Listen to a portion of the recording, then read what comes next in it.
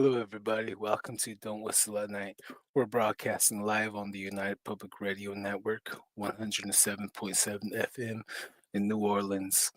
I'm your host, Don Yazzie, with my co host, Darren Yazzie, the one and the only. And today we have our guest. His name's Avery Tafoya. This is part two at a Jicarilla Apache Reservation, at a Jicarilla Apache Nation. Been there a few times and it's really lovely area. And without further ado, let me bring on Darren Yazzie, my co-host. Cool. Hey, what's going on? Hey, there is Avery. What is up? How's it going, guys? Hey, Avery. I see you again. Good. How are you guys doing? Oh, not too bad, not too bad. Just tired. Yeah, went out. Yeah, went out last night to Dixie National Forest and got back around 4:30 and whew, man, a little burnt out. Oh man. Okay, Yep. let's say hi to our viewers right here. Myths, monsters, and mullets. Hey, what's up? up? What is going on? Heidi, hello, and good Afternoon, day, afternoon. Darren. Hello, Avery. Yep. Much love from Howdy. Colorado. Yep. Nice to see you guys. Yep. So today we are gonna talk, digging more into Avery's stories on Jicarilla Apache Reservation, on the Sasquatch sightings, the Sasquatch mutilations, and let me get that off. And we didn't even get into Goat Man from episode 1. We just, that hour just went by fast, man. I was like, okay, Yep, man, for sure. these 1 hour shows, ain't really cutting it anymore. We're gonna have to start going to 2 hours. So without further ado, Avery, I'll give you the microphone. You can start off where you like. This is your episode, part 2. Good afternoon, everybody. Glad to be back. I'm actually sitting out in the woods. I don't know if you can see behind me there, but that's our Archuleta Mountain or Mesa behind me, and that's supposed to be our underground base that we have. Mhm. But yeah, in our last discussion, we were talking, and we didn't get to a number of issues that we were going to talk about. So that one we missed out on for sure was the Goat Man. And it's been a while. I actually haven't heard any updated stories, but back in the 90s, actually, there was some sightings. And we have a housing project just north of town, like half a mile from town. And they used to see them a lot up in that area, in the residential area. And we have our the Navajo River that goes through our reservation on the northern part. And actually, one evening we were down the river, 49, and I guess you could say, and there was about maybe about 15 of us, and the ladies actually went out to go use the restroom, and us guys were standing around. Talking. I guess I better not use any profanity. Oh. But anyway, the ladies come running back, pretty much full sprint and hollering, screaming, and we're all like, what's going on there? And they said, oh, there's somebody over there, but it's not a person. They said it's a half goat, half man is basically what they were saying. So we actually did kind of go across the road to take a look, but we never did find anything. But we could hear it moving around, and of course, it was late at night. So, and it's just one of them times where we didn't have a flashlight or any of that stuff except the headlights. So, but a lot of the people in the residential area used to see it walking around through the neighborhoods at night. the dogs would go crazy and barking, and then, they would go out and look out and see this being basically running off into the darkness. So I haven't heard anything lately about it, but I'm pretty sure he's still around. So he might be peeking at me from behind a tree there. Oh man. Hmm. Jeez. Yeah. Everybody, let's watch his six. You know what I mean? Let's have somebody watch that side, watch his left side, watch his right side. Yeah, just in Hmm. case, who knows what happens. Yeah. And Darren, you got any questions you want to ask So Avery? Looks like yeah. you had a late night too. Oh man, it's just these allergies, bro. Oh. Yeah, so my nose kind of plugged up, freaking eyes are itchy, and man, it's horrible. But yeah, Yeah. we got to go through it. So, uh, Dang man. yeah, Jeez. yeah. So goat man, huh? What did they call it? What did they call it?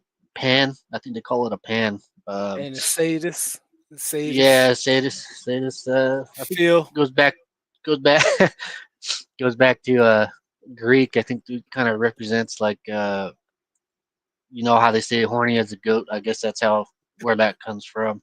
But uh, so when they is there any details on what they've seen besides a goat? You know, like some people see them with clothes. You know, running around with clothes, a little in the or it's kind of a odd concept to wrap my head around too. So, but when was this? When did this last? When was this? When did this sighting happen? Probably in the early 90s, 91, 90, somewhere around that area. Huh. Um, no clothing, just, I guess, fur or hair, and the way they described it was the bottom half was goat legs and a goat tail, and then the upper part was kind of more human, but with Huh. fur on it or hair or whatever. Man. Of course, Wow. So a lot of the times when they saw it, though, it was nighttime, so the descriptions kind of vary.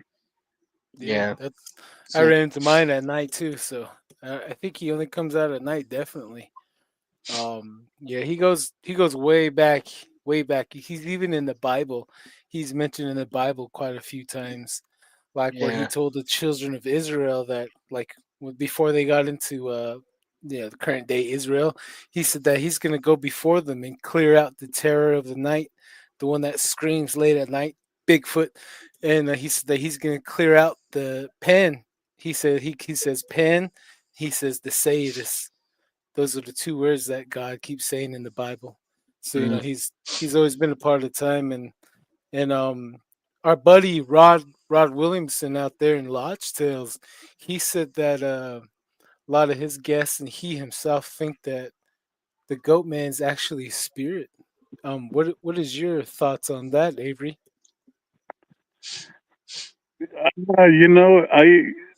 I would maybe agree with that because we actually didn't really find any tracks the next day when we went looking.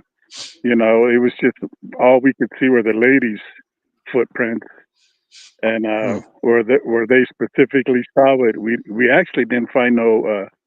I don't know if I should say footprints or hoof prints, but you know, and for it to kind of disappear quickly, it kind of makes you think about it. Is it a physical being or is it a spiritual being?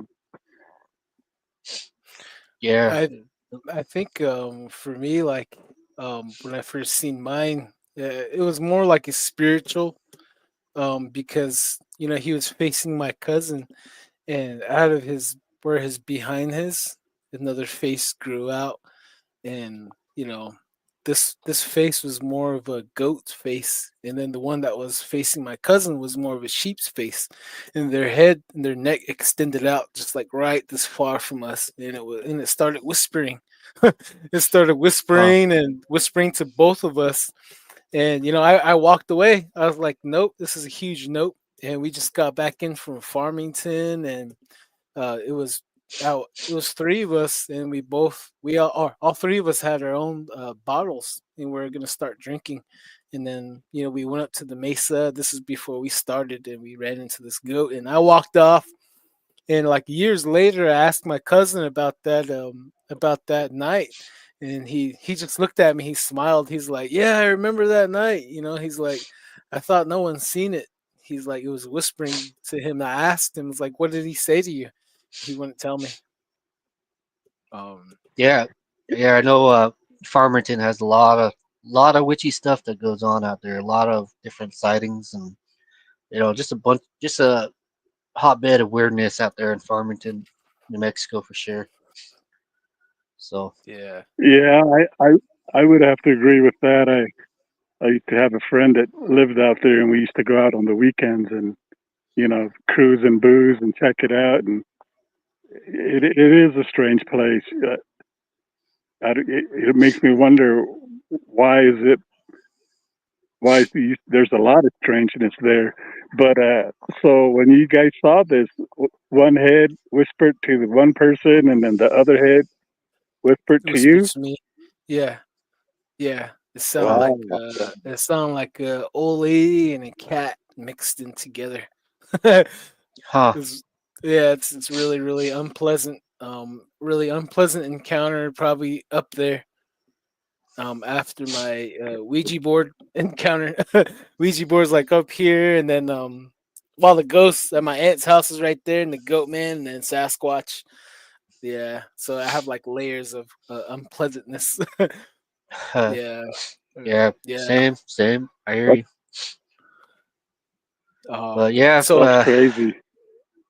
it's I yeah, I that's one of the things that really drove me to that really set the wheels in motion to start this podcast and to start really going out late at night. Like my the whole life, growing up on the res, they say don't go out at night. Nighttime's for the children of the night. You're the child of the day.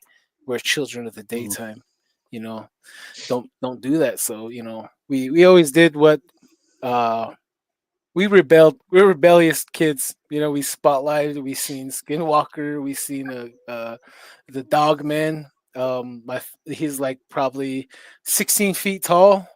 He's taller than the cedar tree. Guess he's bent over, looking at the family, showing everyone his teeth. He's all drooling. They say he looked like a giant werewolf. huh. So yeah, that's a different part of the reservation in Sasquatch. And I sent you a picture, Avery, of that track I found. I was gonna blow it up. I was like, nah, maybe for another day. Of a print right outside my great grandmother's. But is there any other stories that you guys have of the goat man out in the Dulce? No, I haven't heard any lately, and I don't No. know if somebody maybe chased it off or got ribs off him or something. I don't know. Mm, Oh man, But maybe. no, I haven't nothing lately though. Yeah, I think maybe he just likes Navajo goats more than Jicarilla goats. Maybe, who knows? He's like, moving on to another set of goats. Done my duty here. No, just huh. playing. Um, we didn't even get into the Skinwalker story that you shared with me. Um, Yeah, do you, um, my actually the one I was telling you about was the one my daughter saw, and then I also saw one night when we were coming back from Albuquerque. But I think around 2018. My daughters live in Albuquerque, so that they would come up and visit for the weekend, and then they would go back. And I don't know about the kids nowadays; they prefer to drive at night. And I always tell Yeah. them, you guys need to drive back when it's daylight in case something happens. But she was driving back about dusk. I guess it was getting kind of dark, and there were some horses out in the field. And this is about, I'm going to say, maybe 17 miles out of Dulce. And she said she's seen some horses out in the pasture. She kind of like was driving and glanced over and then looked back at the road. And then she looked back at the horses again, and one of the horses dropped down to the ground and was like doing an army crawl toward the highway to the fence, as she was going by. And she said she freaked out, and she actually called me when she had phone service, and she was pretty shooken up about it. And I guess she had some weird dreams that night about it. So, I mean, for me to see something like that would freak me out too. You see a horse standing upright, and then you look back again, and it's doing an army crawl towards you. And Oh, and I don't Yeah, think it changed its form or anything. It was still in the horse form. So that itself would be enough to freak me out. I don't know, like yeah. when you guys see any out there, are they more so animal or human or both? both. Well, I had a witness message me the other day. So a lot of things going on at her property. They're getting picked on right now, and I guess something was knocking on the door. I'm trying to get her on here so she can tell a story, really good story. She has a lot of stories. So this one story, she said that her father or her dad, her father-in-law walked outside the door, gets the front door with the flashlight, and he seen that horse. When he cast his light on there, he said that he seen the horse running on two, and the way the horse looked like he said it looked like someone wearing a horse hide, or like a like a like a horse hide, like a blanket, like it was too big, but the person was all running with it like this. He said, hmm, like a straight up, like yeah, like a weird description like that. And another yeah. one, same thing with the horse. This These Christians, they got done with the revival, and they're leaving this area on the reservation, and they said they seen this horse kept running back and forth in front of them while they're driving on dirt road. You know how you're driving like 10 miles an hour, 5 miles an hour? It's really rugged like this. So this horse was going back and forth, and they had their high beam on, and they said that the way the horse's face looked like, it looked like this one guy that was at the church that night. Oh, Whoa. yeah. I did. I have another story like that too. It actually involved two brothers. One was getting out of church, and the other one brother was saying like, "Well, let's go to the nearest town. We'll get some. I want to get something to drink. Not not a whole lot to do on the res, I guess sometimes. But the church brother said like, "Yeah, I'll drive you over there." And during this time, it was snowing. What they said. And also, as they were going, they're driving. The brother was open the can and he's talking. And he's talking about skinwalkers, and what he was saying was, "Yeah, during some snow, some type of snow, you'll be able to see these skinwalkers move around in the snow when it's when they were saying that they saw two people. They knew them. They called them by name, and they were both sitting on both sides of the road. One next to the fence. The other one was on the opposite side. They were a married couple. Uh, from what he said was that they both had a blanket over their head, and they were sitting on in the snow.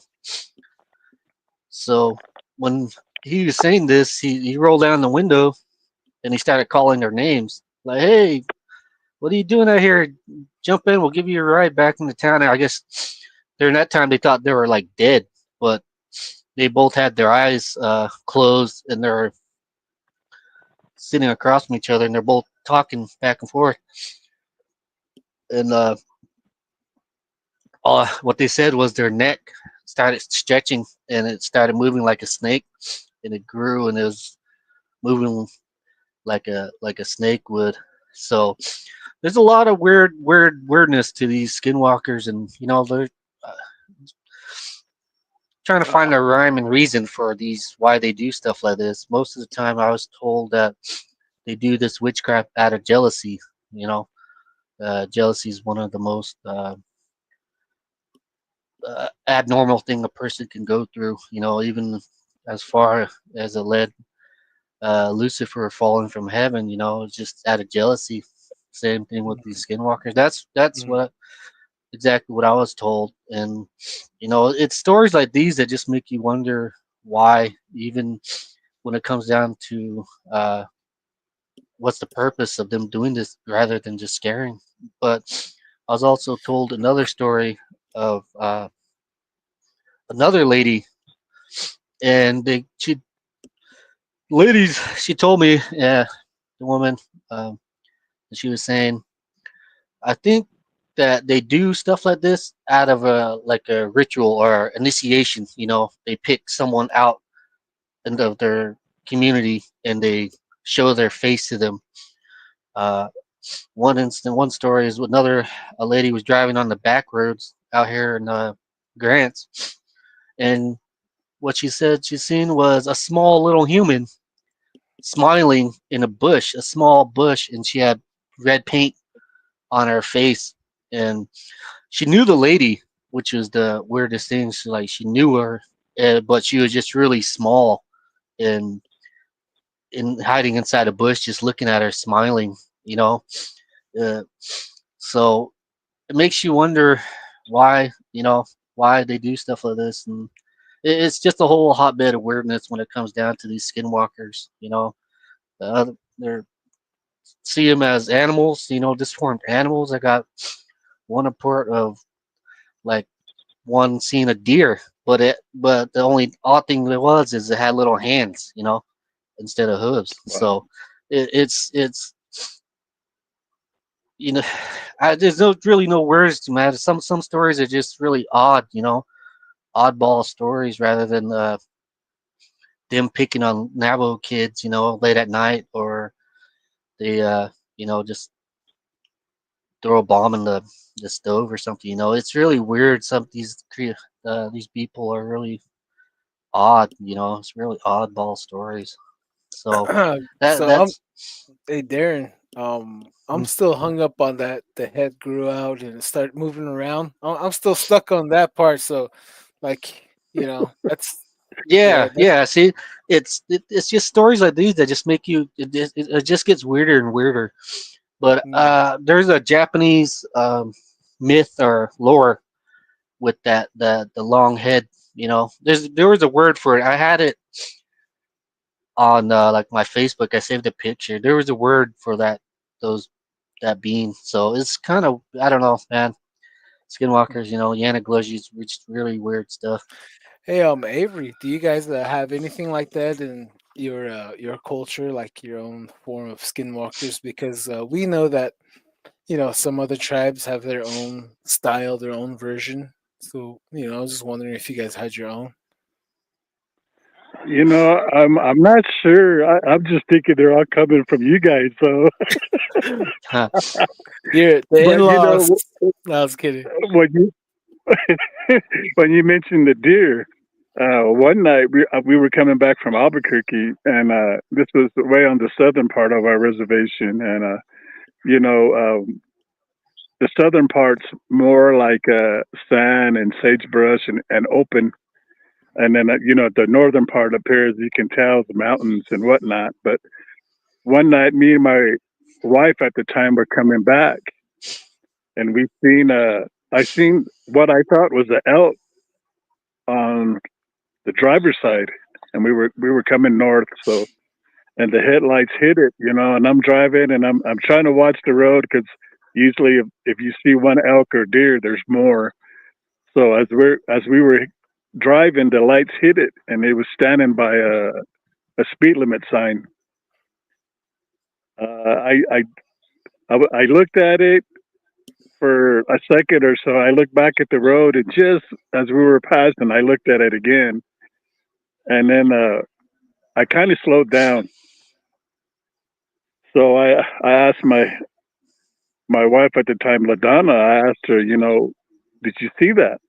And she goes, yeah. And by then I had let off the accelerator, so we were just coasting. So I tell her, what did you see? And she said it looked like an elk, but standing on two legs. Oh, And I was like, yeah, okay. But I got a better look at it than she did. And what I saw was it had sort of like a elk, a moose head, like the thicker, longer Yeah. snout. And, but it was standing on either its hind legs or two legs, but I think it was more so two legs. Um, I wow. can't remember right off if like the front legs were human or if they were hooves. I think about it. I think they were more so like hooves, and then as like from the waist down, it was standing on two legs. So Huh. anyway, once we agreed what we saw, I immediately, you know, stopped. Well, I was trying to stop to turn around and go back to check it out. And she goes, no, what are you doing? I said, well, I'm going to turn around and go take a look at that, hit it with the high Huh. beams and see, let's really see what we saw. So she said, Right. no, she didn't want to and told me not to stop. So we came back to town. The next day I went back down there because, I knew where the spot was. And of course there was a speed limit sign and the dirt was pretty fine. So when I went back over there and looked in that area, I actually did not find any hoof prints or footprints where he was actually Hmm. standing. So I was like, wow, okay, we did see something, but it didn't leave no physical evidence of any kind. Uh, and a lot of people see weird stuff like that on the southern part of the res. Um, I'm pretty sure everybody in Indian country goes out and does the horn hunting thingy, antlers. Mhm. And my son does it a lot. And he actually came back, or I actually called me one afternoon. He goes, I found some footprints. And I'm Oh, like, human footprints? What kind of prints? So he goes, yeah. And then he said, he asked me to go down to meet him. So he told me where he was at. And it was pretty early in the afternoon. So I actually went down there and he was with one of his friends. So he took me up. We had to kind of walk across the flat and then up a little hill. And once we got on top of the hill, it was pretty flat. You could see the other side of the flat side and the sagebrush and all. And so we checked it out. And then, of course, I had a bag I always carried, cameras and plaster and, the whole NCIS bag thingy, uh, bags and your tweezers and your measuring tape and all that stuff I had in my bag. So I threw that in and I went down there and it was a drive, probably like 40, 50 miles, I guess. mhm. And they met me off the highway. So I followed them up there and we ended up hiking up there. And we got up on top and he showed me, we saw the footprints and they were human footprints. And then it was walking from east to west on top of the hill. And my first thought is, why is somebody walking around with no shoes, barefoot? Yeah. Uh, and the ground, the dirt was pretty soft. It was like powdery. There was game trails and whatnot. So instead of following the footprints the way they were going, I told them I'm going to walk back this other way from where they came from. So he said, okay. And we had a little walkie-talkie. So he followed the footprints probably about half a mile or a little more than half a mile. And then I walked the opposite direction following where they came from. Uh-huh. So I got to a point where it was like a rocky where you could sit on rocks and whatnot, and the trail came up to the top and then went to the west. So I called him. I told him, hey, come back over here and check this out. So I kind of just sat there waiting until he came, and he came back. And after we looked, probably about maybe 20 yards or so, we could see shoe prints. Oh. And then once they got to the rock and then to the soft dirt, you could see where whoever sat down. And then from that point on, it was barefoot tracks all the way for about a mile. And then it ended up coming back to like a rocky place. And I figured they probably sat down and put their shoes back on, or, so, being the investigator, we plastered the footprints. We found, I think, about 4 good prints where they were kind of deep and you could make out what it was. So we cast one each. And actually, he was actually working, and then his boss let him go down to go do whatever. So, but anyway, the deal was with his boss is that if we found tracks or whatever, he wanted a plaster of it. So we cast 2. I kept one, and he took one back to his boss. And I didn't really think much about it at the time. I just figured maybe somebody was high or buzzed up or whatever. Mm-hmm. So I called my friend Randy Caveman Yazzie in Fruitland. Once I got back to town, and I was just telling him what we found, and we found the footprints coming to the rocky place, and then from there it was footprints. So he goes, that's probably somebody learning how to do that. And of course, there's no better place to practice that, I guess you would say, because there's nobody around. Only oil field guys, but they're way out in the flats. And he goes, I hope you didn't bring those casts inside the house. And I told him, no, I left it out in my little shed thingy. I have like a closet in my carport. And he goes, that's probably somebody learning how to do that, the skinwalker stuff. He said they were probably practicing or I don't know. I really don't know how or what they do in terms of how they do that, practice it or whatever. But he said that was probably what was going on. So he goes, if I was you, I'd go take that footprint and take it back out into the woods or something and throw it or leave it or bury it or something like that. So I did. I ended up just taking my footprint away. I drove out back down to the southern part and basically just dug a little hole and put it in there and left it, said a prayer, don't bother me, don't follow me. And I told my son, you better tell your boss that he needs to get rid of that other footprint, And the thing about it is I left my bag out there, my cameras, and I think I had like 3 cameras in there, my plaster and all that stuff.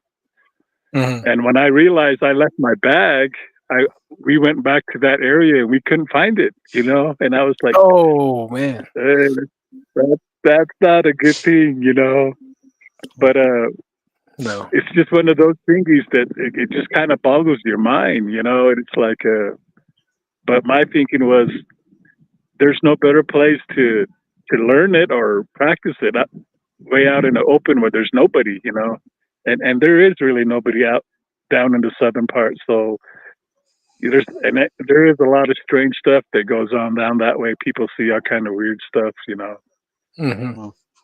That's by Nagizzy, huh? That's closer to kind of not that close, but that general direction. Oh, there's a lot of things coming out of Nagizzy, like at that NHA. They captured. I have this picture on my TikTok. This one, Bigfoot. He's holding, I think, either a coyote or a deer, by the jaw. And it has like a someone's camera on the other side of the house, and he's like posing with the deer or a German Shepherd, you know. And then Oh, another one.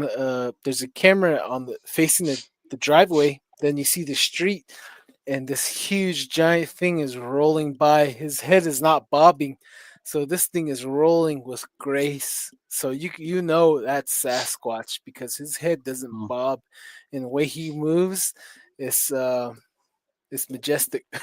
It's just majestic the way he moves. You know the mechanics. You know the way his body functions is Yeah, it's yeah, really amazing. Yeah, and you know that's what someone mm, captured out there. I seen it one time, and you know I got to find that footage again.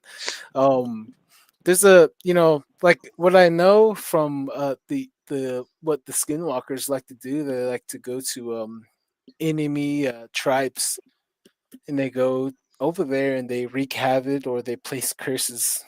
They're really unforgiving. So you know the reason why I know that, you know, my family, we that's where we came from. You know, we had to go into that to survive out here on the western portion of the Navajo Nation, and you know that's what they've done. And you know, I don't know if they're doing the same thing to the Jicarilla. You know, it's not fair, but how to make them stop? You know, get a silver bullet, cedar ash, and just, you know, just send it off to them.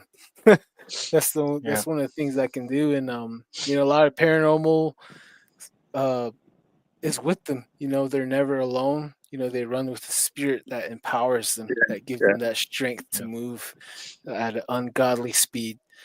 And you know, like they're learning, and you know, they mainly target someone that they love. So this person is either gave the sacrifice of someone he loves, or he's gonna do it later on down the road. So they normally are teenage boys.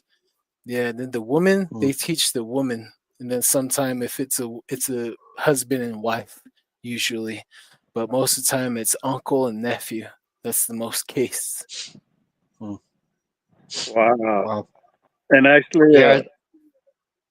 we, you know, we have a casino down on the southern part of the res by going toward Cuba, and the surveillance cameras caught something short. I'm going to say maybe 3 feet, 3.5, running around like just right out of the camera view. I mean, to where you couldn't get a definition on it, but you could see it running around. And I actually used to work the surveillance down there. And that morning when we got to work at 5, you know, that guy was telling us, "Oh, we caught this creature or something running around over on the southern part," you know. And I was telling him if they could give me a copy of it so I could keep it, but they didn't give it to me. But when I used to work the surveillance, especially at nighttime, you know, with the cameras, you can zoom about a good mile. So when it wasn't too busy, I'd be sitting there panning the darkness and whatnot to see Mm. if I could catch anything. You know, it's a good thing they never caught me doing that. But I hope nobody from my old job watching. Huh. Hopefully you don't go viral. Yeah, whoa. Oh man, wow. That's Yeah. crazy. Yeah. Somebody I don't caught know. it out in I think it was a Shiprock High School. This is a security camera at a Shiprock High School property. The camera is facing the field. Then these two couple walked into the field. They kneeled down, and one guy, he just put his hands up like this, and he fell backwards. And the dude shrunk into something small, and it wandered in between the bushes. And this is all on. Oh, It was on Facebook. It was on Facebook security footage that somebody shared. This was like back in 2019. So you know, I gotta go dig around some pretty amazing things that really were out there and really got buried. You know, yeah. some strange things. But you got anything you want to say? Oh wait, hold on. Before we move on, let's see. Let's catch up with our viewers. Don, Darren, great to see you guys. Awesome as always. This is from Kurt W75. Great to see Hey, you what's up, as Kurt? always. Hope you're both doing great. Avery, great to see you again, buddy. Can't wait to hear what stories you got this time for us. Thumbs up right here. Oh man, sorry, my bad. Yeah, that's him right Huh. there. And then Michelle, Will Fong right here. Hello from Northwest Oregon. Hello, Michelle. Hey, hey, Michelle. Thank you for joining us. I'll be Right here. heading up that. I'll be heading up that way in September. Oh, look out, Oregon. Look out. In about 9 months around there, we'll see if there's anyone looking like this guy. No, I'm kidding. The elegant hobo. Hello, folks. What's up? The Hey, elegant what's up? hobo. Thank you for blessing us with your elegantness. Let's see here. Oh, hey. Oh, hey, right there. Okay, all right. Glad to see you guys right here. Oh, yeah. I'm on the res in British Columbia right now. LOL, good to be here. Heck yeah, heck yeah. Yep. Hey man, hey Chris, grab some of that dirt on your res and just let it drop from your hands real slow for us. Nah, just kidding. Hmm. Let's see here, right here, Now that's one place I want to go. right? Yep. Definitely. Let's see here, right here. Oh yeah. All right. So what's up, everybody? Hello all. International. This guy's our next guest right here next week. He's a Arizona lineman, so he worked all the way around the reservation, and he has interesting stories of Bigfoot taking these power lines. So if you're like, pay attention to your power line, through the forest, through the res, take it every now and then. Just look for tracks, definitely. So Mr. Curly, what's up, peeps? I heard once they start they have to keep doing it to others. Oh yeah, they have to. They have to, Yep. he's talking about the skinwalkers. They got to keep taking lives and they got to keep placing curses. They have to, no matter what, because they serve the dark kingdom. Oh, see here. I was told by a medicine man that people from India, gypsies, people who do voodoo can shapeshift. Yeah, I Yep. absolutely believe that. Yeah, Yep. you have a lot of those half man, half cobra statues over there. A lot of Yeah. lot of strange things that way. Yeah. Yeah, a lot of humanoid Yep. ish. Yep. Hey, Hello, Molly. Melody. Hello. Let's see. Right here, Heidi. She said, "Wow. Oh wow." Yep. Let's Huh. see here. It says voodoo or hoodoo. Oh man. Oh man. Yep. Okay. Oh, Darren, you have But any questions for Avery? oh yes, this elk humanoid thing. There's it's strange, but people do see uh upright walking deers, elk. I listened to one podcast where a group of kids were getting chased out of a property, and what they're saying was they were chased out by two deer or two elk running on their hind legs and pretty much running basically just like a human. And they're just chasing them, and the story gets pretty weird. They go into a house where all the furniture is upside down, up on top of their roof. And Wow. it's such weirdness when it comes down to it. And also they have what they would call not deers, which are deers, but in their appearance, but is what they say if you take a better look at it, their eyes are forward facing. They have sharp teeth like a canine, and or they have little hands, or dog paws for instead of hooves. So Wow. yeah, these things are kind of I don't. It's a whole hotbed of weirdness when it comes down to Yeah, varies.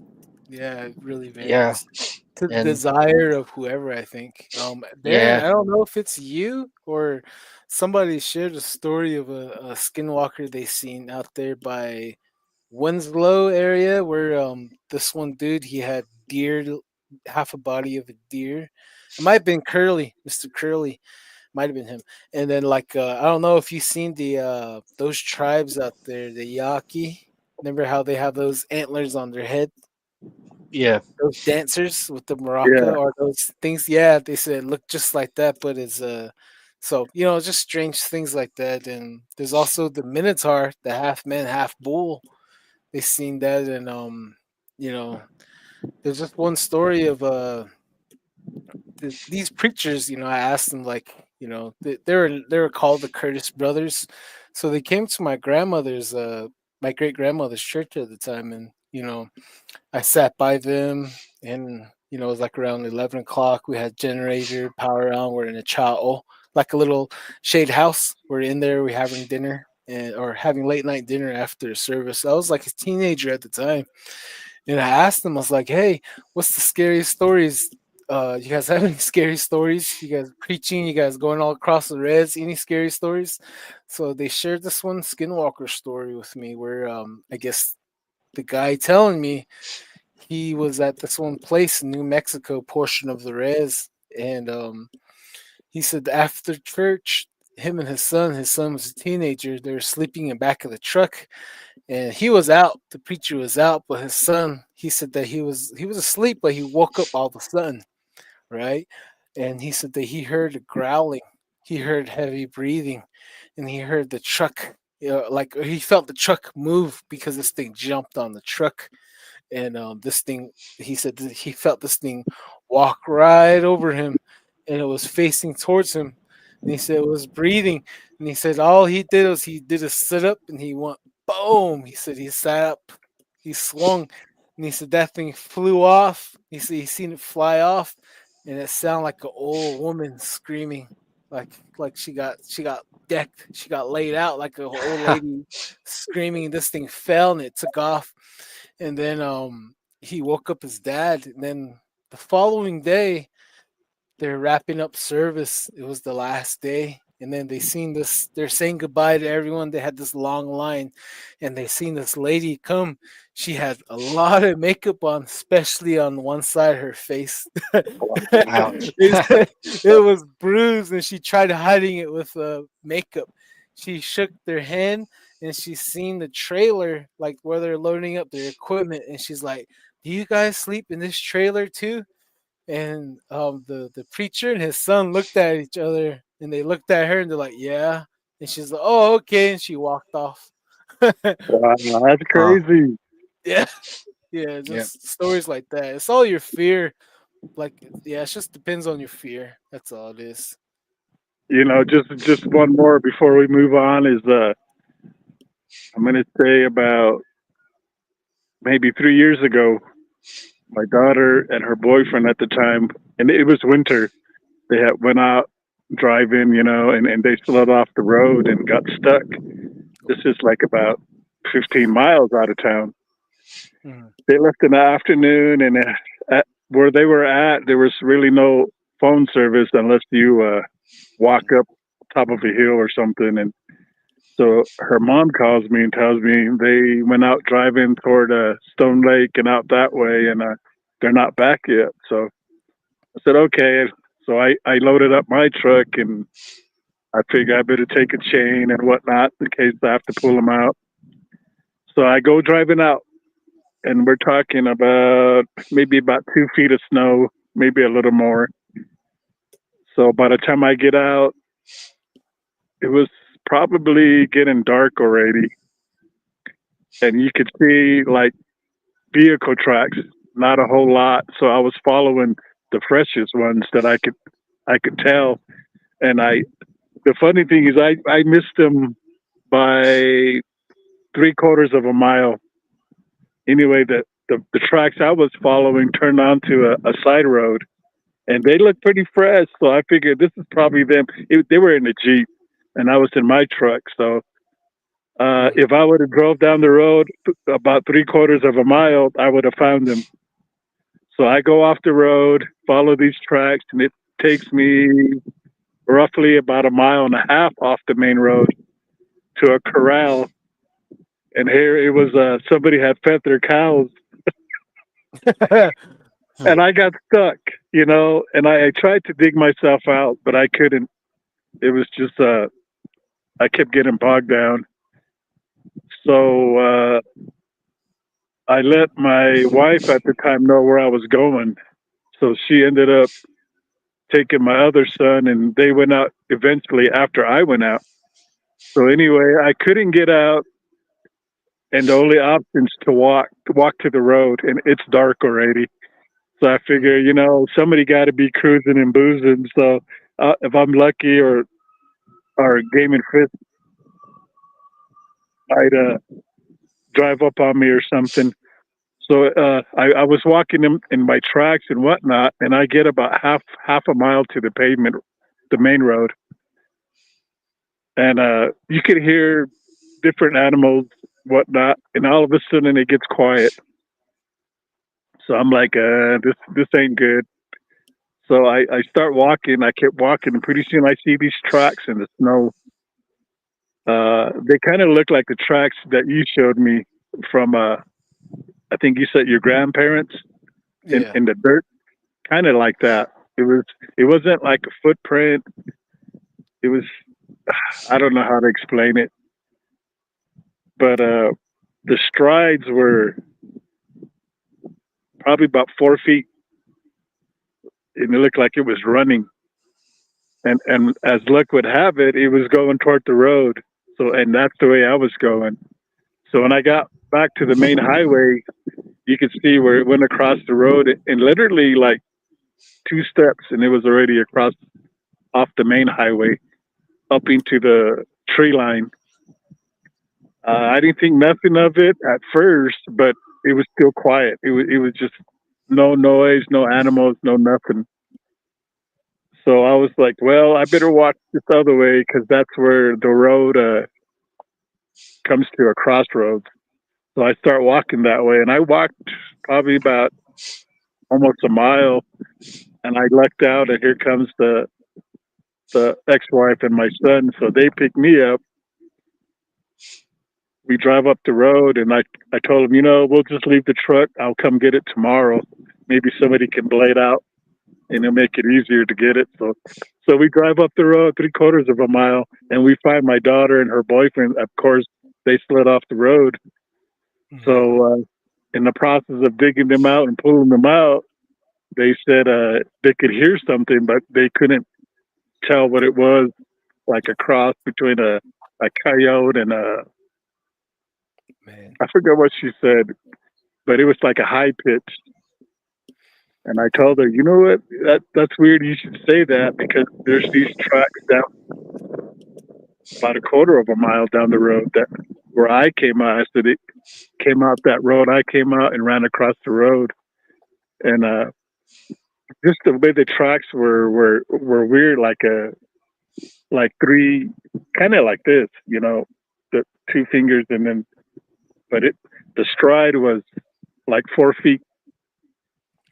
Normally what our strides are like 2 feet or something Mhm. like that. And there was no other tracks, but I was always curious about that. My first instinct was to go out the next day and follow the track, but the snow was too deep in the area, so I just kind of let that go. But kind of just weird stuff, and especially when you're walking at night in the winter and you're the only one out there, it's kind of freaky. Yeah. You can kind of hear a little bit better, Yep, like still, yeah, and you can yep, see. So it's just, yeah, it just feels like your pants is kind of down. You're moving slow in the snow too, so it's kind of feel like a walking duck. Like yeah. I And know you're what doing you this mean. a lot. Mm, Yeah, yeah, yeah, yeah. exactly. Especially if And, it's windy. If it's windy, it sucks because you can't hear anything. So that's when you're really constantly moving around. Like, dang, what was that? yeah, Yeah. and real quick, you had a lady on what about 2 weeks ago talking about little people. We had two ladies talk about little people. There's uh, one was from the Four Corners, and the other was from out of like closer to Winslow area. Yeah, but anyway, I had caught some of that. I think the Uh, first 10, 15 minutes of it, and she was talking about how like how they turn off the light and then they could see like the light coming out of a little door in the wall or something like that. Oh, And snap. the weird thing is, I either dreamt that she was going to say that or a premonition, because just listen to her describing it and how it looked and everything. I was like, you know what? I heard this before, Yeah. and it's just weird. One of those deja vu kind of thingies, you know. And as she Right. started getting into her story, I had to leave, so I had to shut off. And I think I was going to my mom's house, and I was driving. I was thinking, you know what? I heard that, or I dreamt that. Just that little segment where she's describing how the light's coming from the other side of the wall, you know. Mm. And I had a relative actually down the river from where I'm at. He had stopped to use the restroom, and it was the evening. And when he got back in his ride, he was like in a convertible Mustang or something. You know, Yeah. go figure. He's driving a Mustang on a dirt road. But Living wild. anyway, when he got in and sat in the ride and was getting ready, he looks in the mirror and he sees four little people run across the road behind him. So he gets off and looks, and he could see the little footprints in the mud. Yeah. It wasn't muddy, Huh. but it was like that drying where you could leave a good footprint. He said he freaked out and cut out, you know, and I was like, that's crazy, you know. So I'm pretty sure we do have little people up here also. You guys got a lot of things over there. Definitely. Like a lot of see, you got that base right there, the underground base over there in Dulce. We have, so there's a tunnel, there's a story, like a conspiracy theory of tunnels that starts from Denver International Airport and it spreads out. So when it comes to the west, it starts from Denver and it pops out at Dulce. And then there's Yeah, another one. Yeah, there's another one that goes to, I guess it's called Area 52, because Area 51's in Nevada. So there's yeah, another one by Vernal, I guess a yeah, secret base. And then there's another secret tunnel where it comes out closer to my reservation that no one doesn't know about, but we see a lot of military vehicles fly into those sharp canyons. They fly into there. So there's a base back there, and so it goes all the way out to LA. So that's one of the conspiracy theories on that. But what do you know about that? About your what's going on in your backyard? yeah. You know, they say it starts from California, it goes to Area 51, and it comes out west, and apparently it goes to Los Alamos. That's, you know, where they have the lab and all that stuff. And then from Los Alamos, it comes up to Dulce, goes to Denver, and in the process between here and Denver, I believe it branches out into Utah and that way, and then apparently goes all the way to the West Coast. Um, you know, they say, and actually, the weird thing about that is they actually have made a tunnel for the water to come from behind me. I think that tunnel is something like 14 miles, and it comes out toward Chama to our east, Mm, and there's a place you can go on that part of the reservation where the tunnel, where the water comes out, and there's a tunnel, and it's probably about 8 feet high, and pretty, you know, it's roomy. I've always wanted to walk in that and walk backwards, you know. But 14 miles is kind of a long ways to walk in a tunnel, but and you know, you I've got heard the stories that it was there until one day we went out and actually saw where the water comes out. I'm actually getting rain right now, but oh they say it comes to the bottom back behind me, the mountain. I don't know. Let me see if I can. right I think there. that's it right there. Yeah, you can, if you can look good. There's antennas uh, for the local fire police and whatnot, and it used to be a forestry tower where they sit to watch for the fires. They say there's 7 levels, and of course, there's been a lot of documentaries about it, and they've come and looked at it. They've had experts look at the rocks and all that to see if it is possible to have some kind of tunnel. And the area itself, I think they said it's something like 4 miles circumference, 7 levels, and it starts like military, humans, and as you go lower into the ground, they have different levels where they're doing experiments, and I believe like the bottom 6th and 7th are more like for the reptilian, the lizard guys, and then supposedly back in 1979 they had a war breakout inside, and that's where that Phil Schneider guy says that he was a contractor and accidentally walked into that. He lost some fingers actually, and claims that the aliens shot him with some kind of beam and cut his fingers off, and supposedly blew a hole in his chest. Yeah. But the weird thing about that is, in '79, unfortunately, I happened away to school, so and it's just so remote back here that if something like that happened, I don't think a lot of people would really see it or know about it. There are stories that a long time ago when we were, still on horseback and the like way back when everybody just rode horses and wagons, that they found a cave back here, and that they found like different stuff in there, advanced stuff, and then plus a lot of bones and whatnot. And supposedly they would take some of the people and they would never be seen again. And then they would find like bow and arrows and all that stuff from a long time ago. So it kind of opens that door to where maybe even back in the days when we were riding horseback and that's all we had, that we were actually fighting with the reptilians or whoever was in it at the time. But anyway, my first wife said her uncle, he's a equipment operator.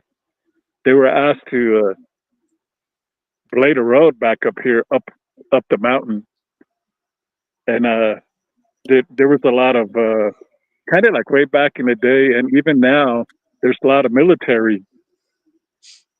And then back in the day, after '79 or around that time, they were asked to blade a road up, and after they had bladed the roads and all that, that a whole bunch of army vehicles went up and came out, and they basically told them that they couldn't say anything about it. And as he got older in age, he would get buzzed up and start telling us stories about it. So to some degree, I believe it. I've heard there are holes like cave entrances on top. I actually had a coworker say back in the day when they were partying up there that they actually found an opening. But if you go up there today, there you can't find anything. Back in 2020, we filmed the episode with that Ben Hansen guy. I can't remember what it was called, but How to Catch a Predator. He came. How to Catch a Predator, was that right? I might be wrong.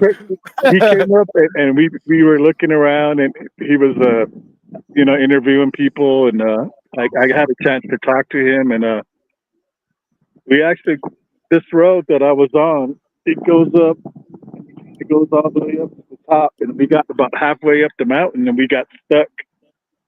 So he had a drone that they were flying around, and we were taking a footage that way. And it was toward the evening, so he breaks out a infrared, and we could actually see hot air coming out of the mountain.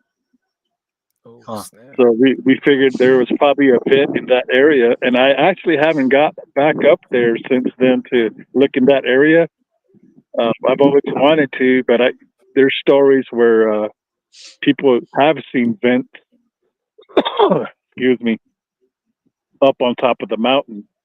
But a lot of people are really reluctant to talk about it, because whatever.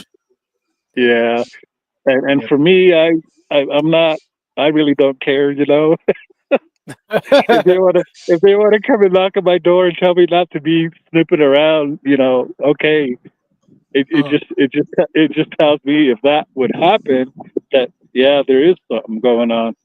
And I actually had a coworker saying that they actually drove up on the mountain, and these military guys came out of nowhere Oh, and stopped them. Of course, they were carrying their M16s or whatever they carry, and told them that they had to turn around and leave. And I was like, "Whoa, really?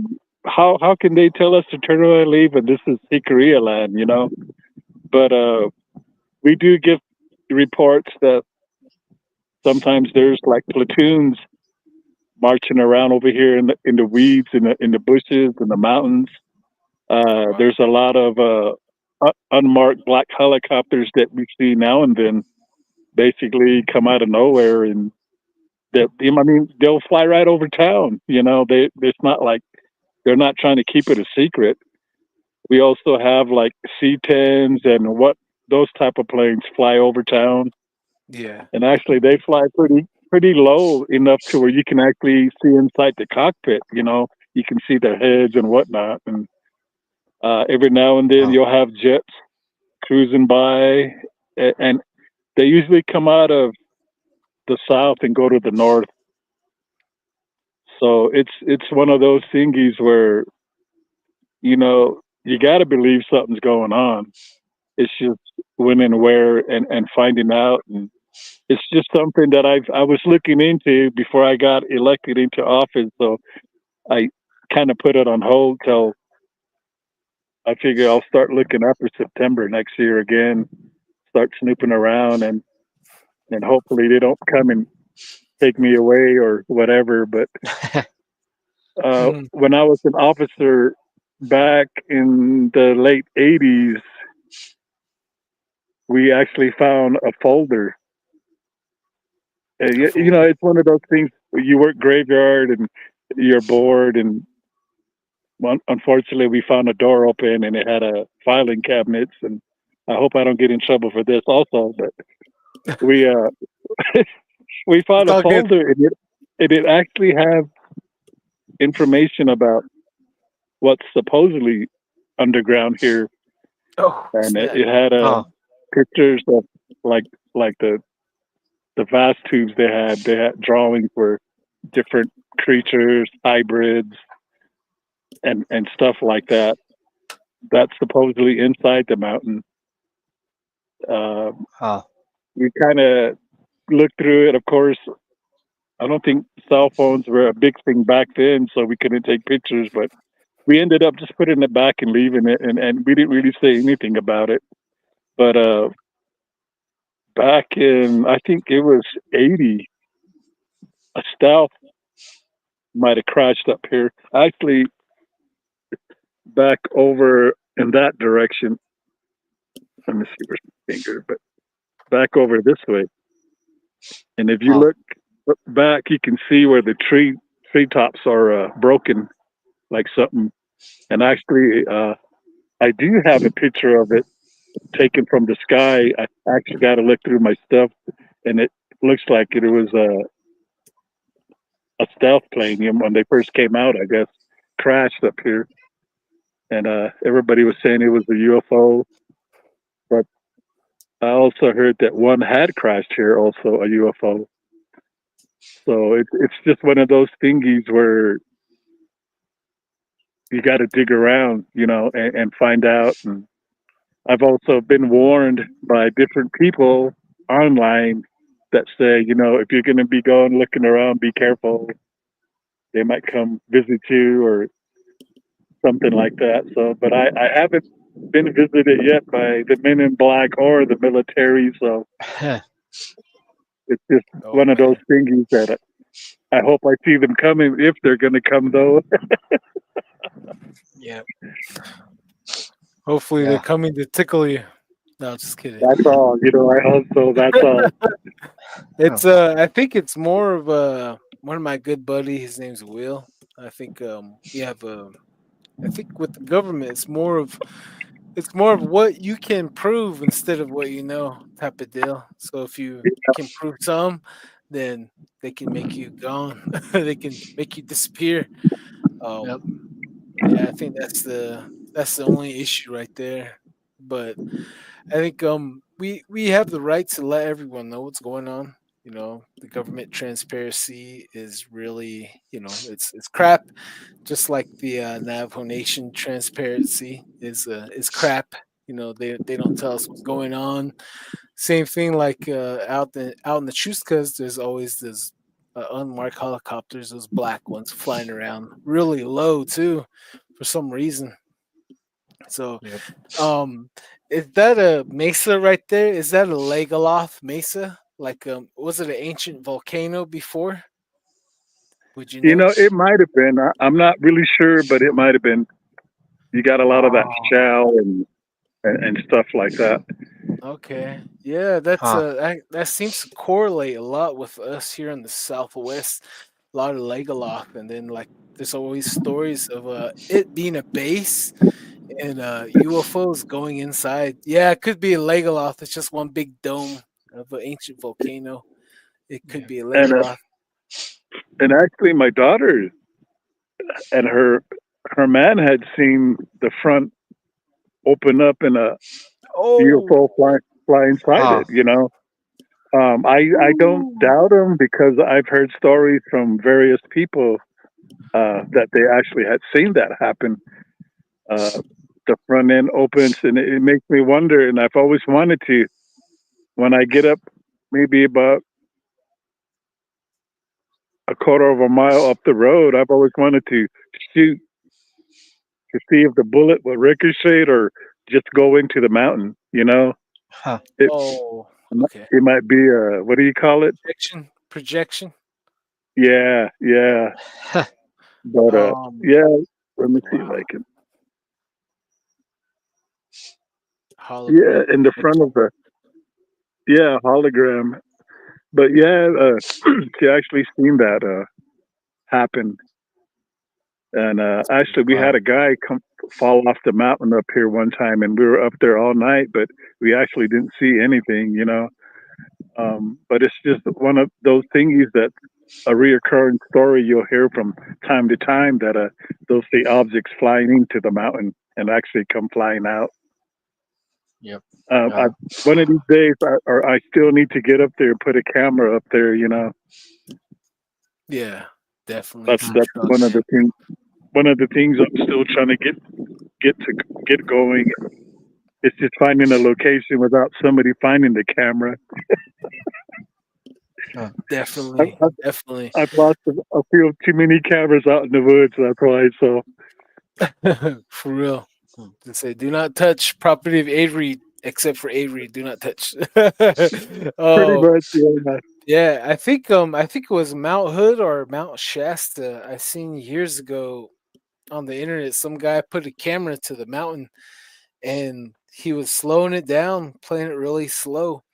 And what he seen was a silver disc fly right into the mountain, and the mountain opened up like an entrance opened up, and it flew in, and that thing closed down like this, opened like this. That guy caught it on film. Yeah. Yeah. So Yeah. I seen that. Yeah. you Uh. seen that too? Yeah. I seen that. Yeah. The U.S. government, man. It's that's a whole different can of worms right there. Ugly big can of worms. It kind of makes me wonder why they would build a base on just hotbed, just places of weirdness too. There's like a giant conspiracy that they purposely build military bases on uh, cross sections of ley lines. So in these Yeah. areas are really weird areas too. I think it was what's that base called out there in California? Palm Beach, 99 Palms, 99 something like Palms. that. Yeah, Oh yeah. yeah. And that place is just weird too. There's so much odd stories that come out from these military bases, and kind of makes me wonder. Like I'm pretty sure they purposely built these bases in these areas. They just don't build it just to build them. So who Yeah. knows? Maybe they putting these bases on area vents, or create all sort of I alien think hybrids and stuff. yeah, to mix up to stir the pot on that, if you think about the pre-flood world, the pre-diluvian world, and how the world just flooded. So I was wondering, like, if see all these mountaintops, they said that it was once the bottom of the ocean, and it just went boom, So maybe all Uh, the other areas that were higher went low, the low areas went high. So these things, still to this day, they have those UFOs that go into the ocean, what they call OSU, right, or Yeah. OSOs. mm, Yeah. Yeah. Yeah, yeah. So they like to have a base under the water, and maybe there's a connection, correlation with all those, with what we got going on. And then our tribes also know that as well. Navajo Nation has 5 sacred mountains. Everyone forgets about Navajo Mountain. So like the 4 sacred mountains. So Navajo Mountain is like on the Utah portion. So they say that's a giant war god that our reservation is on. So Navajo Mountain is his head, and San Francisco Peaks is his right knuckle. Mount Blanca is his left knuckle. Herpes is his left knuckle, and the one by Mount Blanca, that one's his left foot, and then out there by Grants, that one's his right foot. So that huh. his yeah, so it's really strange correlations, and same thing, same time, like one over in San Francisco Peaks, that the holy people came down. They came down, and not only our tribe, other tribes went up there and they met them. So they made their little deals with them there. So it just goes into a you know uh, can of worms after a can of worms. And Right. that story of the Dulce, I remember hearing that guy. He said they were drilling, they were going deeper and deeper and deeper, and then they came into a hollow point. They took the drill out, they went in there, and that's when they seen these entities inside of there. That's when they started Yeah. shooting. Yeah. So maybe all these ancient mounds, or maybe ancient bases from the past that are still being worked or still being occupied. Maybe I don't know. Yeah. Yep. Like it's These, strange. yeah, even the Mount Shasta, they talk about trolls and giant humans that live inside the Shasta Mountains. So, you know, who would notice subterranean beings? So I Oh yeah, from yeah. So yeah. makes you wonder even more about Mm, is there life underneath the ground? To the point where these aliens and reptilians and even the ant people, Navos call them. So Yeah. it's really strange and really oddball mm. dealing with these bases, and it just adds one question, just brings up more questions, and you probably wouldn't know. So, Yeah. huh? Yeah, Yeah, there's a it's story on weird, that Shasta. Like there's a civilization that lives in that mountain, and they right? they come down to the town of Shasta, and they trade gold, like pure gold. They say they live Hmm. inside of there. They're like really pale beings, like gray. Yeah, they're saying like the Nordics are actually, that's their base. One of the stories I've heard. And Shasta, I know, like they call it Happy Mountain. So Shasta means happy in Russian. It's pretty cool, huh? So it's Happy Mountain. But I wonder what Yeah. the original name is. I know it's an active volcano, but sleeping volcano. I wonder when that's gonna blow. It's all you got like the whole coast full of volcanoes. So yeah, and uh so moving forward here, Avery, is there any other stories you heard of any locals about your base there? Your secret No, base? you know, just what it is. I haven't really heard any stories of anybody being taken in or anything, but we do have. I've heard a few stories where people have been abducted, Oh. and then they when they wake up or come to, they're either in a white room or of something of that sort. You know, so to me, that could either be in the mountain or else maybe Los Alamos. You know, um, getting probed and everything else. I mean, you know, not in that sense, but like medical stuff being done and whatnot. And actually, one of my cousins has a 3 dots on his leg, like a triangle. Mm. You know, Hmm. and I've heard other people saying that they've woke up with different little marks on them and whatnot. And but you know, when we were talking about underground way back in the day, that's where a lot of us came out of. You know, the native Yeah. tribe. Yep. Yeah. And Yep. back in 2020, I actually went to Second Mesa, Hmm. and they have I'm pretty sure you guys heard of Prophecy Rock. Hmm. Yeah. Have you guys heard about that? Yeah. It's Yeah. basically tells the story of how we came out of underground and how life started. I guess in the what is it, the third phase or the fourth phase? But anyway, we were all underground and living with the ant people. Yeah. And eventually we came out and we all went like different directions, and that's how the different races on Earth became.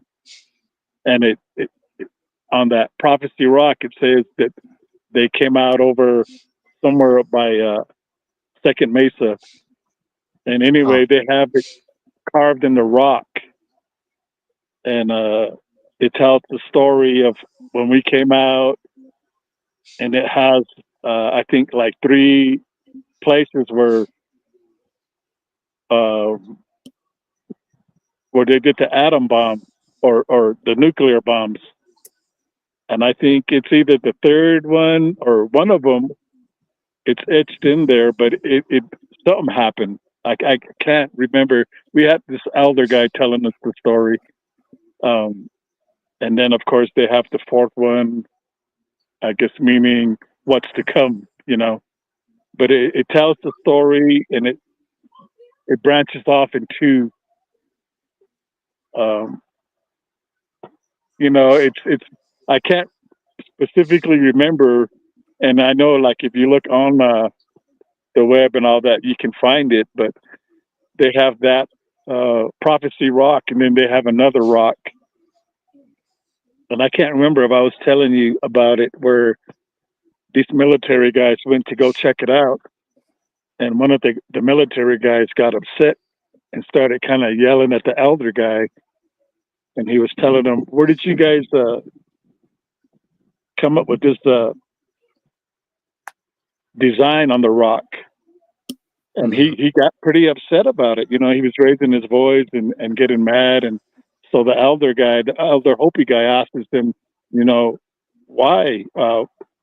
You know, this is something they told us a long time ago, our ancestors, and this is where we put it on the rock for history and whatnot. And I guess it was the emblem for the nuclear stuff that the military has. So it was already chipped in the rock way back then, and when those military guys saw it, they got upset, and I just thought Plagiarism. Huh. something, but he told them no. Copyright. Yeah. Our ancestors told us this is what it was, So I'm really blown away by their history and how they tell it. I've always wanted to go back to see if I could learn more about it. And actually, I was going to bring that gentleman up to Dulce because we used to have a conference, Bigfoot UFO thingy, and he had agreed, but then that's when COVID happened. So I don't know if he's still alive, but Oh, I he was remember willing to that. come. Yeah, I was gonna go to that one right before COVID hit. Yeah, one of those conferences I was gonna go to. But yeah, sorry. Huh. Go ahead. Yeah, yeah, but we were all ready to start it. I was already having made contact with like 6 people, and everything shut down. So that's where that went. Yeah, So yeah. uh, There and was there it was was going to be a good show, but it was. I'm hoping to do one this fall, maybe if not next in the spring next year. You should. So You definitely should. I'll There have you was guys come up. Oh, that'd be Oh cool. yeah. There was Yeah. there was one that I was about to attend to before COVID hit was Navajos and the Zunis were getting together and they were gonna talk about the star people. Yeah, And Huh. yeah, that was Huh. just right before COVID hit. But yeah. Actually, we'll we're Uh, hoping to uh, talk about so that too. But mm, yeah. Uh, tell me, Avery. Well, this is not more like the paranormal, but tell me where the Apaches originated from. What's the stories behind? Did you guys come from the sky? You guys come from the ground? What's your origin stories for the Apache? As I strange as believe I know Apaches, but man, I just never really asked. I never really asked the culture side of it. from what I understand and heard is we came from underground also. You Oh, know, okay, so much like the Navajos too. Yes. so yeah, and we're close, really. yeah, we're So the I Yeah. same. think Yeah. Yep. Yeah, that's what our name means, Dene. That means we're crawling. De means up, ne means we're crawling up to the surface. Because like Huh. the last flood of the last world type of deal where we yeah, emerged. So other cultures emerged before us, and we're the ones behind everyone that came up, and then the Apaches came from us. Whew, we just spread it out right there. Yeah, then like my clan's yucca fruit, so we originally come from Utah and Colorado border, up central Utah, central Colorado area. So, Huh. there's definitely people that split off from a greater culture out from the east. So there's some they said that we came from the European ice bridge on Yeah. that side, and our closest relative, that's linguistic relative, is the Yenisei people. The Ket people over there in Siberia, Russia. Euro yeah, mountains Hmm. that separate Europe and Asia. So those guys right there is like seven tribes that are basically extinct now. The Yenisei language. So that language is very related to all of us. So it's just Huh. it's pretty cool. History is always amazing. We don't know Yep. everything yet. Yep. Yep. Yeah. it's Uh, probably the basis of our language too. I mean, Navajos, Apaches are pretty mm, close. That's why. yep. Yeah. I was actually told from a medicine man too that one of his stories that he was told when he was a kid was the Apache and the Navajo were twins. They came from the same mother. They were twins, and there was an argument amongst them where they should go and stuff like that. So the Apache twin went this way, and the Navajo twin stayed where they were. It's it's a nice unity to think about stuff like this. So it it's a nice culture, nice Yeah. little culture. But Another so another another fun fact is like before we all started speaking import languages. No, just playing. Before we all started speaking Spanish, English, French. So we all spoke our own independent languages, right? So all of us, we all our universal language was a sign language. You know, every tribe had that one language here to communicate with Oh, each other. But however, everyone remembers and everyone hated us, and one of the reasons why is because the Navajos and Apaches had their own sign language that each understood and no one else understood. So, you know, we spoke everyone's sign language, and then whenever we would see an Apache, we would speak to each other in our own sign language that only oh, we would understand.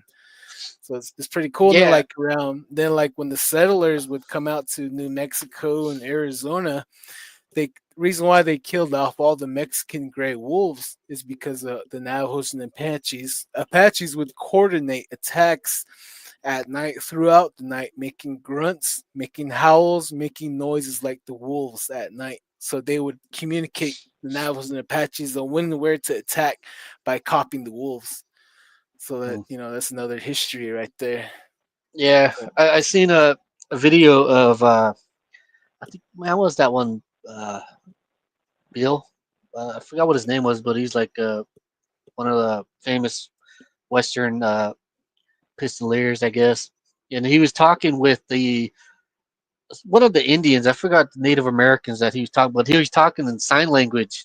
And I forgot what tribe that talks with their hands. You know, I always thought that was really just really interesting. Like, wow, like these natives can they talk, but they also use their talk with their hands too and make gestures like that. It's really interesting, man. I would really like to get one of those Native Americans on here and have them, chat with us like that. yeah, So like the Crow and Cheyenne and the Blackfeet. yeah, Maybe Rod might know how to speak in sign language, because yeah, that's how they got named up there. You know, the Lewis and Clark. They asked the tribe who's north of you, so they went like this, you know, pushing the side of their head, and they interpret, oh, flathead. So they wrote down flathead, and you know they're saying each other's sign language, each other's tribe. So Lewis and Clark trying to kind of interpret the way they could. And right here's mm. Heidi. She says, "I am. I'm a wow, speechless, wower." See, Well, big. one sign that Apaches and Navajos know for sure and probably shared, and I'll show you guys, and I know you guys know what it is Hey, For real, it's for real. universal. Yeah, yeah. Like one of the universal signs. I remember asking my uncle. My uncle's like, how come everyone pointing with their lip? Like, how come? Why is that? You know, tell me. They're like, back in the day, they're like, okay, so we're in an area and we're looking around. They say you never put your hand like this because they know we're looking around. So you look. Yeah, If you see somebody over there, you never put your hand that way because they might have a spy over here. They're gonna see where you're pointing. So you tilt your head a little bit that way and you go later. So you that's point your another lip. one. That's another one. Yeah, so that's one of the stories I heard growing up. So right here is Big Dog Alpha. What up, Big dog. Avery? He's another guy. What's He up? has a podcast, and he's I met him back in 2016 actually in Fruitland, and got to know him pretty well. And he's one guy that I think you ought to put on your show too. He's pretty knowledgeable on the Bigfoot stuff and Oh, other that's things. cool. Heck yeah. Yeah. But Definitely. Yeah. as we're sitting here, I'm hearing something back to the left of me. I just heard Hmm. like a high pitched Oh, left of you? scream. Yeah. I mean, Oh, man. that's why I keep looking back that Whistle, whistle back. See what it does. way. Yeah. But yeah, what else were we going to cover before we start getting into the? One second here. Let's catch up. Kurt W75. Don, I think it was the one that I was talking about the playground still being there today. I gotta refresh my memory. Um, Red Purple said hi. Hey, hi, low. Why aren't chats on the screen? Oh, I don't know. I heard lots of abduction stories and doppelganger stories from the New Mexico. Ooh, Hmm. ooh. I wonder what kind of stories about that. Do you know anything about that, Avery? The abductions that he's talking about? Yeah, up in this area, and then you go back toward Red River and that way, and as well as Farmington and that way. I've heard there's a lot of abduction stories. Um, a lot of people will tell you the stories, but they don't want to come out and say it publicly.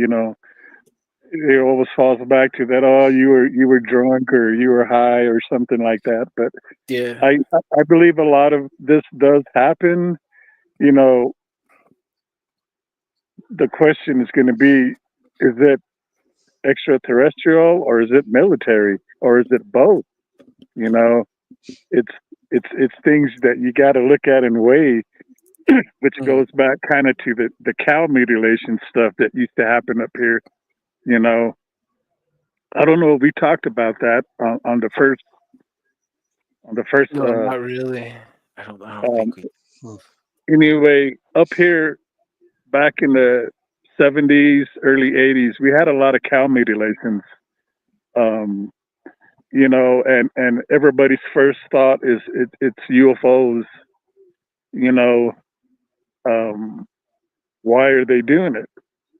Are they using the blood? Are they using the organs? And to me, it's if you're interstellar, why are you coming to get cow blood? Why are you coming to get cow organs? What are Yeah. you doing with them?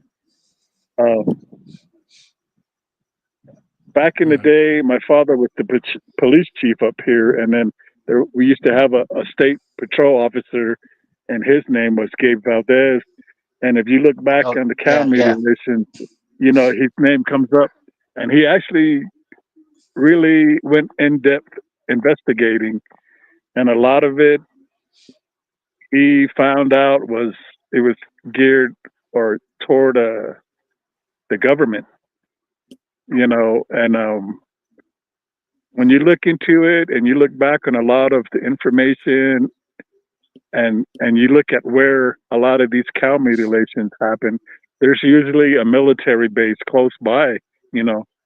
Um, Way back in the 60s, I'm going to say, early 60s, they had a gas buggy project over here on the west side of our reservation going toward Farmington, where they detonated a nuclear underground for to get the gas and whatnot. You know, I guess they're thinking was they're going to explode the nuclear bomb to loosen up everything, and then they'd be able to get the gas and oil out faster that way. Mm. Kind of like a fracking, I guess you would say. Yeah, that's what I was gonna Yeah. say. But in the process of doing that, they didn't expect like the water under the ground to get contaminated. So all that water and whatnot under the ground got radioactive in it. And Yeah, the theory goes that after that happened, and of course, everybody raises cattle for the meat market. So mm, my thinking is after they messed up with the bomb underground and whatnot, maybe they thought that the radiation was coming up the ground in the grass. The animals were eating it. The cows were eating it. So I think that their thinking is, well, it's going to contaminate us humans because we're eating the beef. yeah, So, and it got some logic to it when you think about it. And then especially in this area, you got Colorado to the north of us where a lot of the beef comes from too. And depending on which way the water flows underground, it's contaminated. So my thinking is it's just the cow mutilations are tied into that, and they're checking the cows to see if the cows have any uh, radioactivity in their meat. Mhm. which would contaminate us because we're eating it. Yeah. A lot of Mr. Valdez's investigations, he actually found like a government pin and different stuff that was kind of linked to the government. I guess they didn't pick up all their evidence, so and then a lot of times the cattle wouldn't be gnawed on by coyotes, birds, and whatnot, which they probably used chemicals of some sort. But they were saying that they were lifting the cows out, taking them to Los Alamos. They were doing their craft work, and then they would bring the cows back and then just drop them. And they were finding like a lot of broken bones, ribs, legs on the cows after a while, you know. So when you kind of look into that aspect of the mutilations, it kind of makes sense, you know. Um, and they go, and I've always thought that why would aliens from another world, universe, come and mutilate cows for that Would it be reason, you know? Yeah. Would it be Bigfoot? Because on our side of the reservation are horse, cattle, and sheep, or where eyewitnesses see Bigfoot coming in, and they would cut behind their like back here. They would cut all the way down, and sheeps would have broken back, broken neck, and the wool ripped off, and they would have 3 holes or 2 holes or a whole teeth mark in the neck of the sheep or the cow or the horse, and it would drink the blood off. And that's what. I think some of it could be, you know, but Yeah. that goes back to saying, okay, well, if you're looking at these cows and it's cut possibly with a laser, you know, I Yeah. think you would see teeth marks and roughed out edges on the Hmm. hide and stuff like that, you know. Yeah.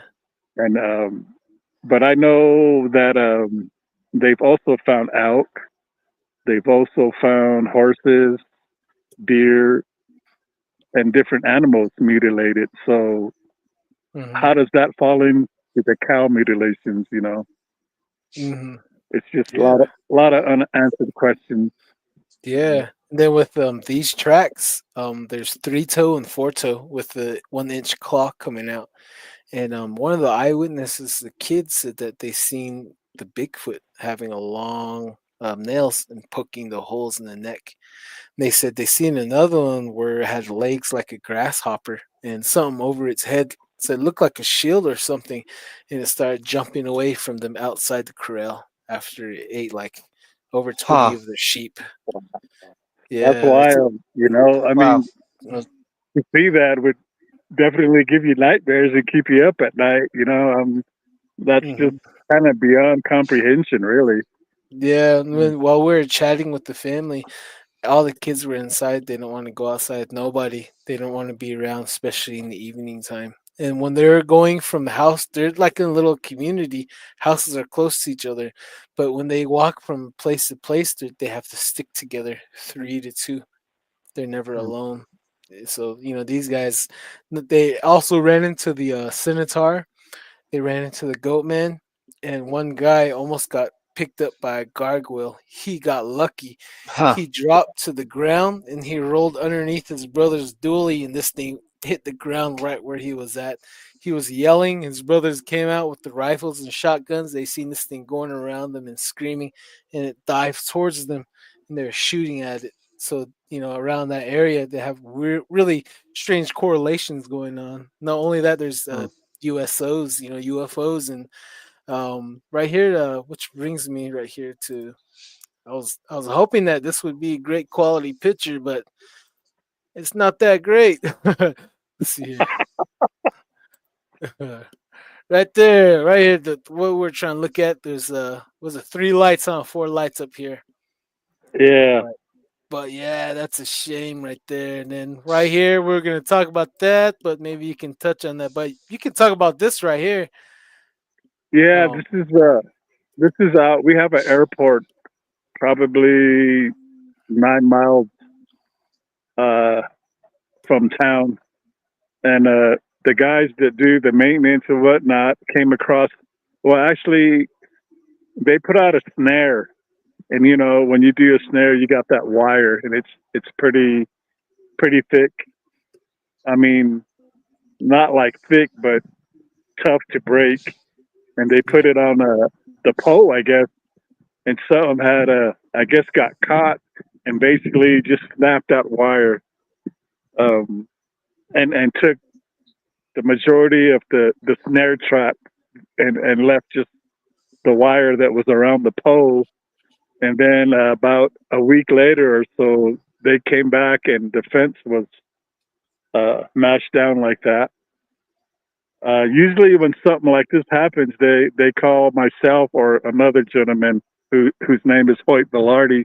He's been investigating the Bigfoot stuff and other things for quite a while, and we pair up and go out and check these things out. And it's just the ground was too hard for footprints to find, But I asked the guys, did you find any hair or anything? And he said that he found what looked like a fingernail. Mm-hmm. Wow. So I haven't gotten in touch with him back, but I told him if he could pick it up and bring it to me so we could check it out, But he never did. And the funny thing is, they call us and let us know, and it's like 4:45, and then they have to come back to town. So they're not really willing to wait for us to get out there because they got to clock out. So, but I was telling them, next time you guys find something earlier in the day, call us. We'll go check it out. But there's a lot of activity out where the airport's at, and we're thinking they're coming from the Chalma area and walking through up into the mountains. And then you showed that other picture with the Squatch rock. Yep, right here. That's actually up in this place called Cordova Canyon.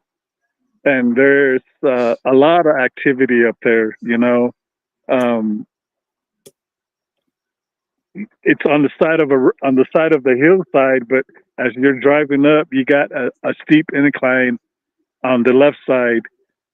And I've been up and down that road so many dang times that I actually never really noticed this till one day when I went with Hoyt. And we were driving by. He goes, "Oh, take a look at that, Squatch Rock." And I'm like, "Dang, how many times have I drove up and down this road?" You're too busy concentrating, driving, watching the steep side. But yeah, this is we call it Squatch Rock, and as you can see, it looks like a Sasquatch. Yeah, conical head, his brow, nose, or this his mouth. That's that's their landmark to letting us know they're back there, Oh yeah. But yeah, you go past that, and it's just mountains and there's a lot of activity back there. It's I've actually put a lot of cameras up back there, but never really caught anything. But you can go. There's a lookout tower, old forestry one. I'm gonna say maybe 4 or 5 miles up the road. Might be a little farther. And there's actually these young guys that went up into the tower, and it's the top where they used to sleep and look. It's all broken out, so you do have steps that go up high, and there's still platforms. And they went up there one night, and they were just like chilling, and their vehicle was, of course, down below. And they said 3 Squatches came out, and they were walking around their vehicle and looking around, and they're laying up on this platform, about 30 feet in the air, looking through the cracks of the boards, checking them out, and trying not to freak out. And I guess they didn't realize they were up on the stand looking down on them. They said they were looking around the vehicle and I guess kind of looking for them, Yeah. So it's like, it's something I still want to do. Go lay up on that platform and see what happens. Oh man, definitely. I gotta be there. I volunteer as tribute. No, just kidding. Definitely.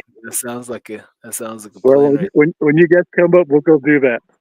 Yeah, I'll be up there whistling Dixie. How about that?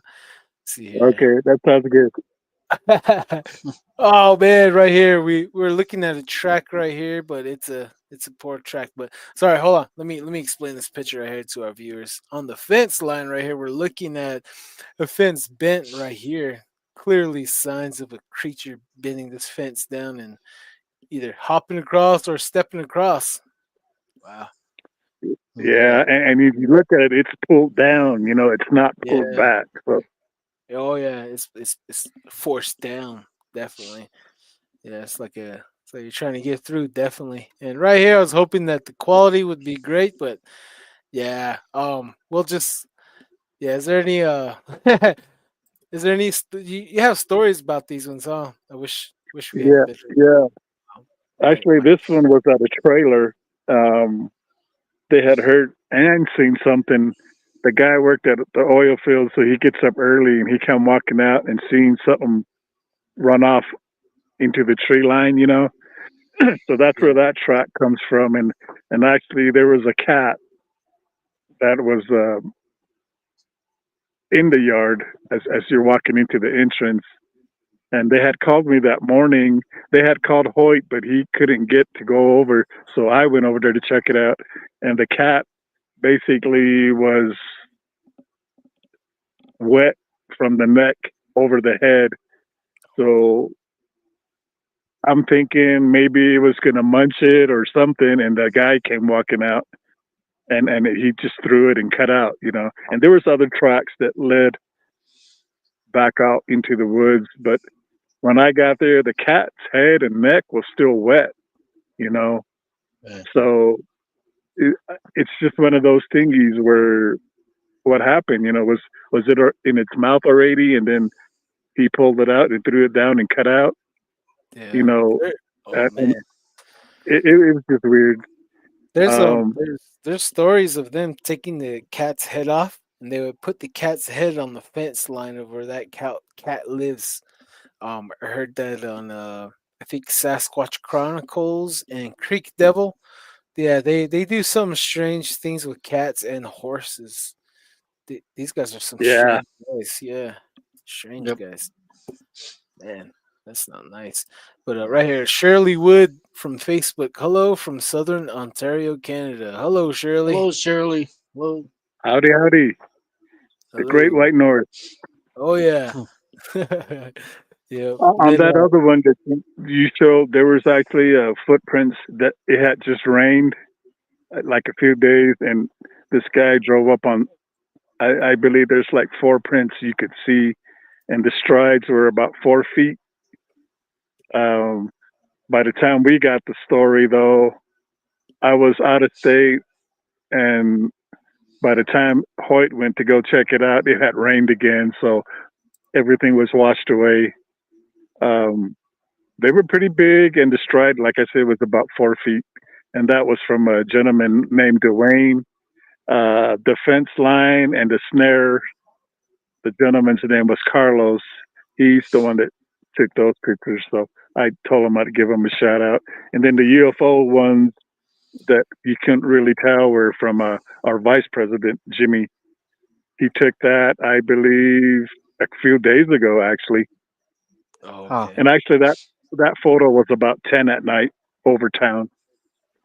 Tell you Hmm. what, I'll put the pictures of the foot tracks and the UFOs. I'll post it on Facebook and I'll tag you. And you know, Okay. yeah. So better picture for our viewers if you guys are friends Yep. with us on Facebook. But yeah, definitely, definitely. That was pretty cool pictures. I like that UFO Mm. picture. Yeah, last night we were in Dixie National Forest and we were seeing the same thing over there. Just seeing these lights cruising around up on the top, just doing their own thing. I don't know what they're doing, but looks like they're just playing, hanging out. Yeah. Oh man. Well, Going for a cruise. Huh? yeah, actually, about 2 weeks ago, I believe, Jimmy's nephew, I believe, they were coming back from a concert in the southern part of the res, and they seen a few, and one looked like a oblong, but I guess at the distance it looked like one solid object, or it probably was. And then there was another one where there were individual lights, but they're claiming that it actually landed, Oh man. Huh. and it's just one of those thingies that I didn't get a chance to go check out and see. A lot of times we get reports, and it's just finding the people and taking us to that area, and then sometimes it'll be days before we even get out there, or by then it had rained or something. So a lot of it's hard to get the information on the same day or the next day to go out and look, kind of frustrating. Yeah, definitely. And people, they don't really want to speak up most of the time. You got a lot of people laughing at them. Just people with, I don't know what to call them. People that like to stay inside all day. I think I don't know what to say. Everyone's like, you think Bigfoot's real? I'm like, yeah. Like just go outside, go camp, go hike, be out late at night. Go spotlight, go to a creepy place. You never know where you're gonna find. That's You gotta. true. That's true. We got less than 4 minutes left. Avery, do you have anything you want to share with our listeners and viewers out there? When the last episode we were going to talk about the UFO I saw. I was driving out to the east, about 7 miles from here. And there's like a canyon, and I was just actually taking a drive. Something told me to go drive that way. So listening to divine whoever, I went driving that way and actually drove up on a UFO. I'm going to say 100 yards. It was four bright lights on top of each other's, and in between the lights were like about five smaller lights. I Wow. would say 40 feet in long. At first I thought it was these Wi-Fi towers with those. At night they're red lights, but during the day they got those white bright lights, and that's Yeah. about how bright they were.